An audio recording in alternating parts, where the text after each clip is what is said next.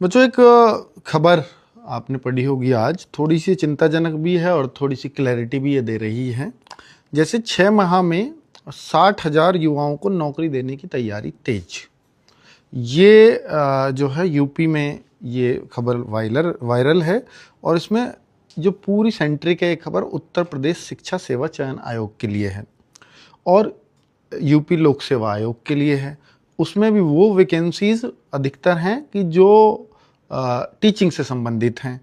तो अगर हम बात करते हैं कि जैसे इन्होंने ये बताया है कि किन किन की रिजल्ट बहुत जल्दी आने वाले हैं और कुछ वैकेंसीज के प्रस्ताव हैं, कुछ के अध्याचन प्राप्त हो चुके हैं, कुछ प्रस्तावित हैं, तो वो भी बता दी है। तो इससे चिंताएं वो बढ़ गई हैं कि जो इसमें नहीं आई हैं क्या वो वैकेंसी अब आगे आएंगी ही नहीं।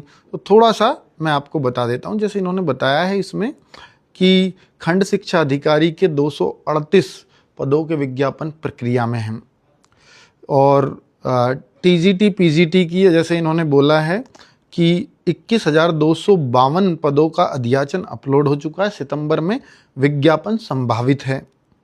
बाकी आगे इन्होंने और भी कई सारी वैकेंसीज का जिक्र किया है जो चयन पूर्ण हो चुका है या परिणाम जारी है, परिणाम जारी होने की स्थिति में है।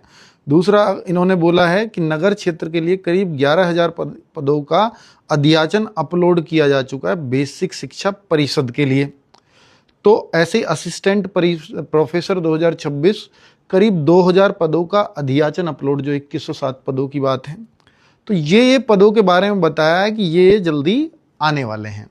बाकी इसके अलावा जैसे ग्रामीण में बेसिक शिक्षा में उसका कुछ नहीं पता है, जबकि बड़ी वैकेंसी वही हो सकती है। तो अब बच्चों की चिंताएं ये बढ़ गई कि अगले 6 महीने भी शायद उसकी उम्मीद नहीं है, यानी अब बेसिक शिक्षा वालों को कहीं 11,000 से संतोष नहीं करना पड़ जाएगा। तो वो एक संकट के बादल उस पर छा गए हैं।